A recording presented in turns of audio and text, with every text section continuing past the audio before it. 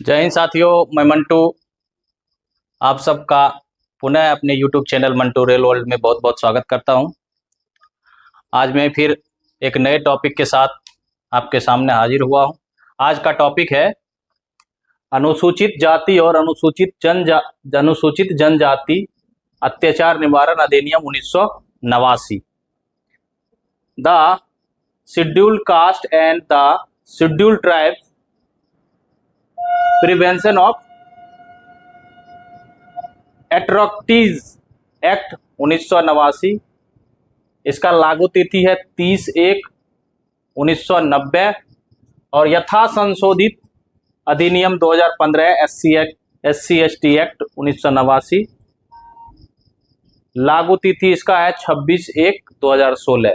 जो 2015 में संशोधन हुआ था वो 26 जनवरी 2016 को लागू हुआ था और जो 1989 में ये अधिनियम बना था ये लागू हुआ था 30 जनवरी 1990 को। अब आते हैं कुछ महत्वपूर्ण पॉइंट्स पे। पहला पॉइंट्स है यह अधिनियम एक केंद्रीय अधिनियम है जो कि 11 सितंबर 1989 को पारित हुआ। पारित मतलब अधिनियम बना। ये काफी एग्जाम में इसके बारे में पूछा जाता है। ये जनरल कंपटीशन में ये पारित डेट ज़्यादातर पूछा जाता है, लेकिन हम लोग का डिपार्टमेंटल है तो ये 2 डेट तो याद रखना ही है, साथ साथ ये तीसरा डेट ये भी आप याद रखिएगा। पहला डेट ये जो कि 1989 का जो है 89 का है और 30/1/1990 में लागू हुआ। दूसरा संशोधन जो 15 में हुआ था 26/1/2016 को लागू हुआ और 11 सितंबर 1989 को यह अधिनियम बना था, ये पारित हुआ था। ये भी एक डेट याद रखिएगा। अगला पॉइंट है यह अधिनियम 30 जनवरी 1990 को प्रवृत्त मतलब लागू हुआ था।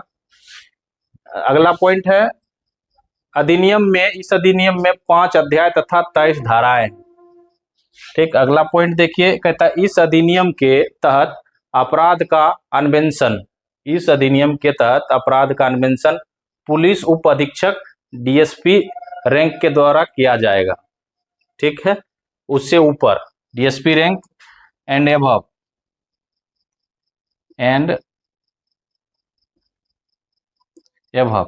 ऊपर रैंक के अधिकारी ही अन्वेषण करेंगे। अगला पॉइंट है इस अधिनियम के तहत समस्त अपराध गैर जमानतीय है।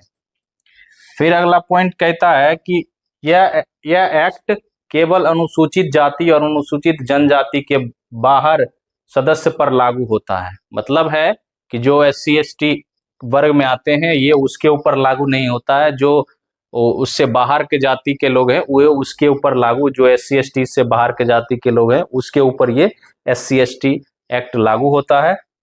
आप सीधी सी भाषा में ये जाने।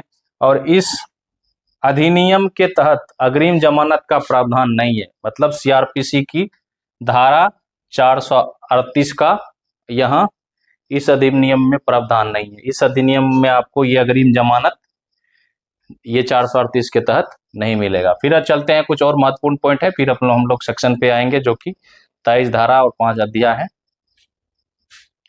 अब अगली पॉइंट देखते हैं। पॉइंट कहता है किसी जाति को अनुसूचित जाति एवं अनुसूचित जनजाति में शामिल करने का अंतिम फैसला राष्ट्रपति या संसद करता है। ये ध्यान रखें, किसी भी जो है ना जाति को अनुसूचित जाति और अनुसूचित जनजाति में या तो राष्ट्रपति द्वारा या संसद द्वारा, दोनों को अधिकार है, दोनों कर सकता है। अगर वो कोई क्वेश्चन इससे संबंधित पूछे, अगर राष्ट्रपति दिया हुआ रहेगा तो संसद नहीं दिया रहेगा, या संसद दिया रहेगा तो राष्ट्रपति नहीं दिया रहेगा, या संसद या राष्ट्रपति दोनों रहा अगर दिया है तो दोनों जिसमें दिया रहेगा वो मार देना है। इसमें कहता है भारतीय संविधान का अनुच्छेद 341 के 1 के तहत जो है इसमें अंतिम फैसला करता है किसी भी जाति को अनुसूचित जाति और जनजाति में शामिल करने के। ये ध्यान रखिएगा। अगला पॉइंट है, कहता है इससे महत्वपूर्ण फैसला आया था सुप्रीम कोर्ट का, उसको देखते हैं। कहते हैं 20 मार्च 2018 को सर्वोच्च न्यायालय ने सुभाष काशीनाथ बनाम महाराष्ट्र राज्य के बाद निर्णय देते हुए सुप्रीम कोर्ट ने SC/ST एक्ट के मामले में बिना जांच के तत्काल FIR और गिरफ्तारी के प्रावधान पर रोक लगा दी थी। ये 20 मार्च 2018 को जो सर्वोच्च न्यायालय का फैसला आया था सुभाष काशीनाथ बनाम महाराष्ट्र राज्य के संबंधित SC/ST एक्ट के मामले में बिना जांच के तत्काल FIR और गिरफ्तारी पर रोक लगा दी थी। सर्वोच्च न्यायालय का मानना था कि इस एक्ट का बड़े पैमाने पर दुरुपयोग हो रहा है। सुप्रीम कोर्ट ने फैसला दिया कि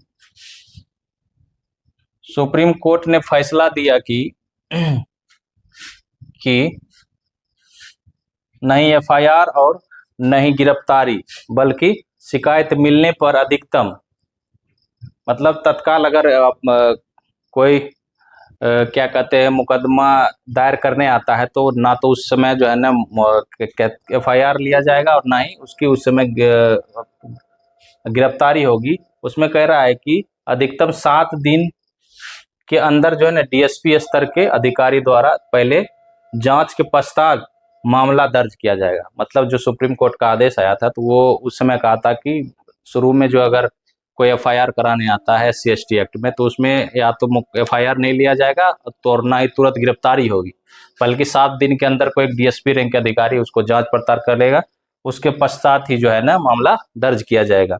देश भर में काफी विरोध के चलते जो है ना सुप्रीम कोर्ट ने 1 अक्टूबर 2019 को फैसला इसका वापस ले लिया। अब चलते हैं अगली पॉइंट पे। इसमें देखते हैं एक और पॉइंट है। ये पॉइंट कहता है अनुसूचित जाति और अनुसूचित जनजाति के सदस्यों में अत्याचार को रोकने, इससे संबंधित अपराधों की सुनवाई के लिए एक विशेष न्यायालय का गठन करने तथा ऐसे अपराधों से पीड़ित व्यक्ति के पुनर्वास एवं राहत देने के लिए यह अधिनियम लाया गया। मतलब है कि इस पॉइंट में कहता है कि यह अधिनियम किस लिए लाया गया था, जो इससे पीड़ित हैं उसको जो है उस व्यक्ति को जो है ना पीड़ित व्यक्ति को पुनर्वास राहत देने के लिए प्लस एक विशेष न्यायालय का जो है ना गठन के लिए ये अनुसूचित जाति और अनुसूचित जनजाति के सदस्यों को जो है ना न्याय दिलाने के लिए यह अधिनियम लाया गया है। उसमें जो है ना पीड़ित व्यक्ति को क्या क्या सहायता मिल सकता है उस समय, पुनर्वास का, राहत का और विशेष न्यायालय का इसमें गठन का भी प्रावधान है। तो ये पॉइंट खत्म हुआ है। अब धारा 1 पे चलते हैं। धारा 1 कहता है नाम विस्तार लागू। ठीक, धारा 2 में कुछ परिभाषा है, महत्वपूर्ण परिभाषा है, जो कि 2 के ए में कहता है अत्याचार। 2 के ए में अत्याचार है। 2 के बी के सी में जो है आर्थिक बहिष्कार, ये काफी इंपॉर्टेंट है।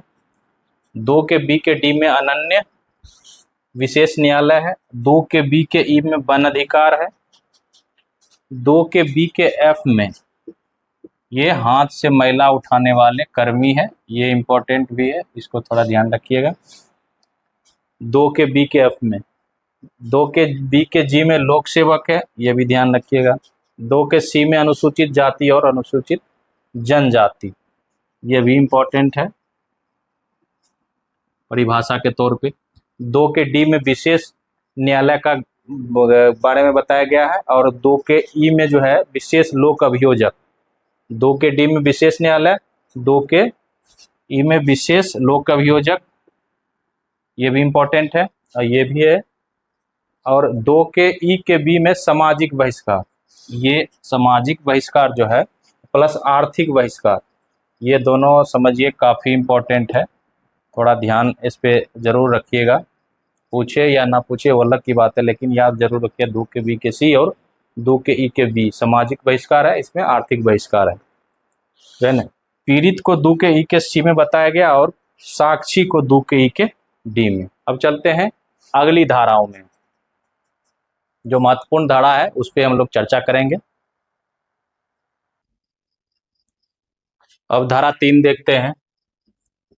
धारा 3 कहता है अत्याचार के अपराधों के लिए दंड, मतलब इस अधिनियम के अधीन जो अपराध करेगा उसके लिए दंड धारा 3 कहता है। अब आगे इसमें देखते हैं, कहता है धारा 3 के अनुसार SC/ST से बाहर का कोई व्यक्ति, SC/ST से बाहर का कोई व्यक्ति मतलब जो ST या SC वर्ग में नहीं आता है, उससे कोई बाहर व्यक्ति है, यदि SC/ST के किसी भी सदस्य को अखाद्य या घृणाजनक कोई पदार्थ खाने या पीने के लिए मजबूर करेगा, या SC/ST के घर के सामने या इलाके में मलमूत्र या मृत पशु या सब इकट्ठा करेगा, या बेगारी कराएगा, बंधुआ मजदूरी कराएगा, या लज्जा भंग करने के आशय से उस पर हमला करेगा, या SC/ST के सदस्य या उसके कुटुंब का सामाजिक आर्थिक बहिष्कार करेगा, या इसकी धमकी देगा, या इससे संबंधित अन्य अपराध करेगा, तो उसे कारावास जो कि 6 माह से कम नहीं होगी, अधिकतम 5 वर्ष तक की सजा हो सकती है। तो ये धारा 3 कहता है। धारा 3 में अत्याचार के लिए दंड है, इसमें धारा 3 में 6 माह से कम नहीं, अधिकतम 5 वर्ष तक का होगा। इसमें जो जो मुख्य पॉइंट था वो उसको मैंने मेंशन किया। अब धारा 3 का 2 देखते हैं। 3 का, ऐसा कोई व्यक्ति जो SC/ST से बाहर का व्यक्ति है, कहता है, इसमें एक पॉइंट देखिए, कहता है मिथ्या साक्ष्य देगा। मिथ्या साक्ष्य देगा, IPC का सेक्शन कौन सा लगता है?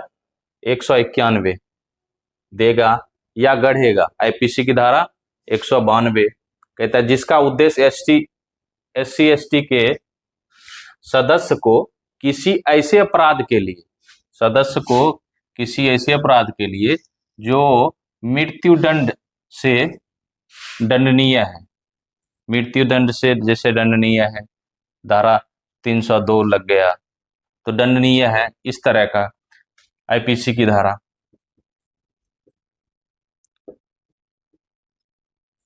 दंडनीय है, तो दोष सिद्ध करना है, मतलब उसका उद्देश्य ही है उसको कि दोष सिद्ध करना है, झूठा फंसा देना है, तो ऐसे में उसे आजीवन कारावास व जुर्माने से दंडित किया जाएगा। अगला फिर पॉइंट कहता है कि किंतु यदि SC/ST के सदस्य को मिथ्या साक्ष्य के आधार पर, मिथ्या साक्ष्य कौन सा हो गया आपका 191, मिथ्या साक्ष्य के आधार पर IPC की धारा 191 के आधार पर किसी भी व्यक्ति को फांसी हो जाता है, तो उस व्यक्ति को मृत्यु दंड से दंडित किया जाएगा। मतलब कोई किसी को मिथ्या साक्ष्य देने से, जो है किसी SC/ST वर्ग के व्यक्ति को फांसी हो जाता है, तो उस कंडीशन में जो है, जो मिथ्या साक्ष्य देने वाला व्यक्ति है उसको जो है, अगर बाद में जांच पड़ताल होने के बाद फिर से अगर ये साबित होता है कि नहीं ये मामला झूठा था, झूठी गवाही दिया गया, तो उस जो झूठा गवाही देने वाला व्यक्ति है उसको मृत्यु दंड से दंडित किया जाएगा। फिर इसी का अगला पॉइंट कहता है कि यदि SC/ST से बाहर का कोई व्यक्ति SC/ST से के घर को जलाता है तो उसे आजीवन कारावास व जुर्माने से दंडित किया जाएगा। फिर अगला पॉइंट कहता है यदि वह आग या विस्फोटक द्वारा, वही है IPC की धारा 436, देखिए यहां भी लग गया, फिर यदि वह आग या विस्फोटक द्वारा, IPC की धारा 436 यहाँ आ गया, द्वारा खेत खलिहान या संपत्ति को हानि पहुंचाता है तो 7 वर्ष के कारावास व जुर्माने से दंडित किया जाएगा। तो यहाँ जो अधिकतम इसका सजा है 5 वर्ष है, लेकिन जब भी कभी IPC की सेक्शन इसके साथ जुड़ता है तो सजा बढ़ जाता है। इसीलिए आप लोग ध्यान रखेंगे, कंफ्यूज ना होंगे कि भाई इसका अधिकतम सजा 5 साल ही है, आखिर मृत्यु दंड तक कैसे पहुंच गया। तो मृत्यु दंड तक तभी पहुंचता है जब कभी कोई IPC का सेक्शन इसमें जुड़ता है, लगता है। चलिए मोटा मोटी हमें लगता है आप लोग समझ गए होंगे कि भाई ये अचानक मृत्यु 5 साल से मृत्युदंड तक कैसे होगा। एक बताने के उद्देश्य से, जानकारी के उद्देश्य से ये सेक्शन में लिख दिया कि आप कंफ्यूज ना हो। धारा 4 कहता है कि कर्तव्य की अपेक्षा के लिए दंड। कर्तव्य की अपेक्षा के लिए दंड अब है कि कहता है इसमें पॉइंट कि इसके अंदर कोई लोक सेवक, जो लोक सेवक है, लोक सेवक में कोई होता है जो इंक्वायरी ऑफिसर, पुलिस होता है, या जो भी जिसको नियुक्त किया जाता है इसके से संबंधित, तो इसके अंदर कोई लोक सेवक जो SC ST से बाहर का है, साफ है कि SC ST पर का नहीं है, और इस अधिनियम के अंतर्गत निर्धारित कर्तव्यों का पालन नहीं करता है, मतलब जो कार्य उसको दिया गया है वो कर्तव्य का पालन सही ढंग से नहीं करता है, या जानबूझकर अपेक्षा करता है। जानबूझकर अपेक्षा मतलब अवहेलना करता है या अनादर करता है, ठीक, तो उसे 6 माह से 1 वर्ष तक का कारावास से दंडित किया जाएगा। मोटा मोटी ये धारा 4 तक खत्म हो गया। अब चलते हैं अगली धाराओं में। अगर अगली धारा 7 है, देखते हैं धारा 7 क्या कहता है। धारा 7 कहता है इसके अंदर दोष सिद्ध व्यक्ति की संपत्ति को न्यायालय द्वारा संपहरण किए जाने का आदेश दिया जा सकता है। मतलब जो इसके अंदर दोष सिद्ध व्यक्ति है उसके संपत्ति को न्यायालय द्वारा संपहरण किए जाने की आदेश दिया जा सकता है अपने कब्जे में लेने के लिए। धारा 10 क्या कहता है, इंपॉर्टेंट धारा 10 भी है। तो ऐसे व्यक्ति को अनुसूचित जाति या अनुसूचित जनजाति क्षेत्र से हटाया जाना जिसके द्वारा अपराध किए जाने की संभावना है। ऐसा लगता है कि पुलिस प्रशासन को कि भाई उस व्यक्ति के वहां रहने से कि अनुसूचित जाति और अनुसूचित जनजाति क्षेत्र में जो है दिक्कत परेशानियां हो सकता है, तो उस व्यक्ति को वहां से हटाया जाता है। अगर ऐसा उल्लंघन फिर भी करता है तो उसको 1 वर्ष का सजा और जुर्माने से भी दंडित किया जाएगा। धारा 10 कहता है। धारा 14 कहता है विशेष न्यायालय की स्थापना। विशेष न्यायालय इसके लिए तो शुरू में हम बता दिए हैं कि इसके लिए विशेष न्यायालय का स्थापना किया जाता है। कहता है इसके अंतर्गत SC ST के मामले में शीघ्र विचारण करने के लिए, शीघ्र विचारण मतलब तुरंत विचारण करने के लिए राज्य सरकार उच्च न्यायालय के मुख्य न्यायाधीश, उच्च न्यायालय के मुख्य न्यायाधीश की सहमति से एक या अधिक जिलों के लिए, एक या अधिक जिलों के लिए विशेष न्यायालय स्थापित करेगी।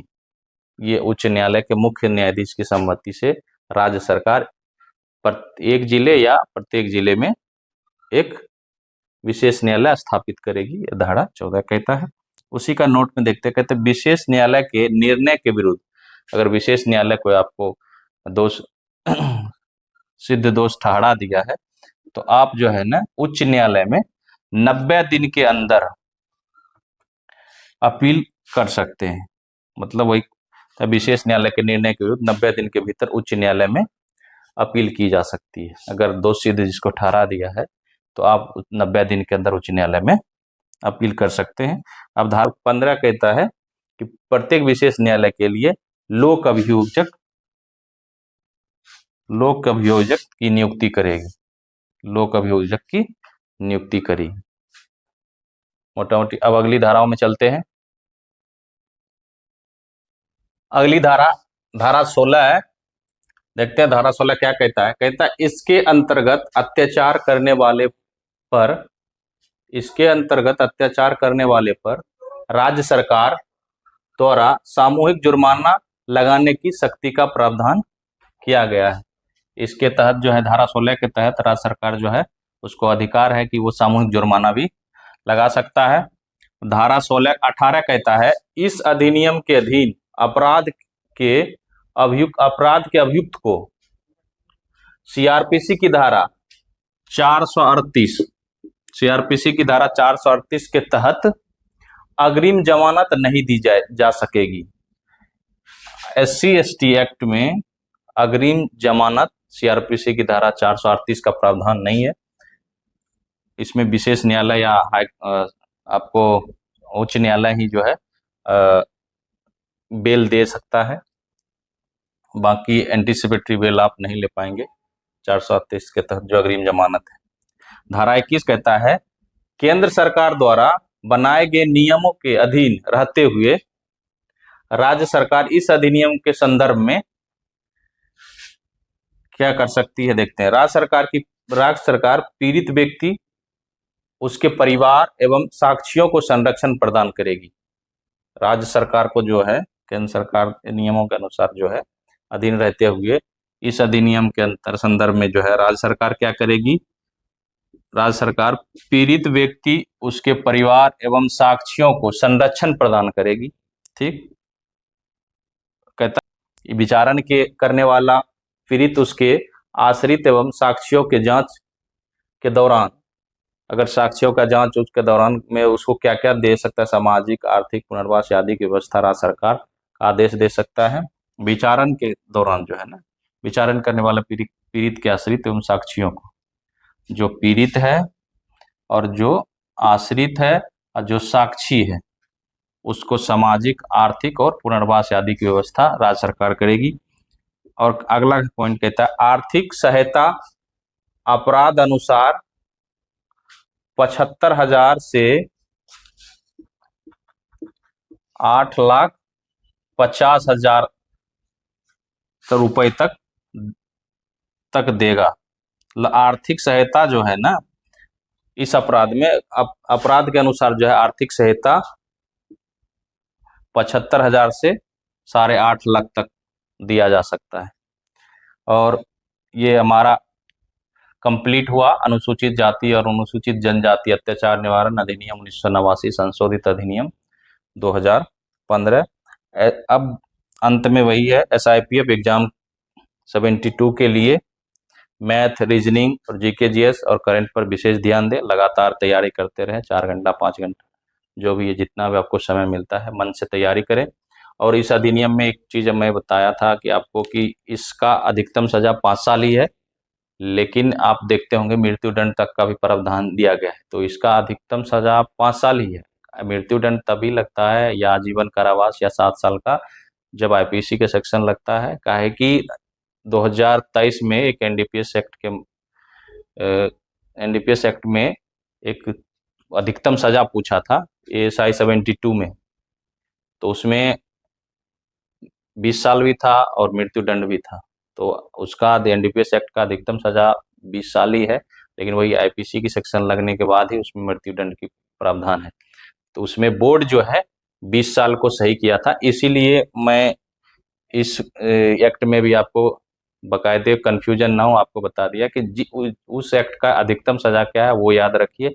मृत्युदंड, अगर मृत्युदंड आजीवन कारावास हो रहा है तो आप जरूर जांच लें कि भाई इसका कहीं IPC सेक्शन तो नहीं आ रहा है। काहे कि अधिकतम सजा जो है वो तो वही रहता है, लेकिन जब कोई बड़ा दंड दिया जाता है उसी अधिनियम में, तो उसमें स्वाभाविक है कि IPC का ही सेक्शन आएगा, तभी जाके देगा। तो इसीलिए आप कंफ्यूज ना हो। और ये आपको इसमें कोई किसी भी तरह का कमी लगे आवाज़ में या लिखावट में या किसी भी प्रकार का और कोई समस्या लग रही हो तो आप कमेंट के माध्यम से आप हमें बताएं। और अगर वीडियो अच्छी लगती हो तो आप लाइक, शेयर, सब्सक्राइब करें। फिर मिलते हैं अगले माइनर एक्ट में, तब तक के लिए जय हिंद।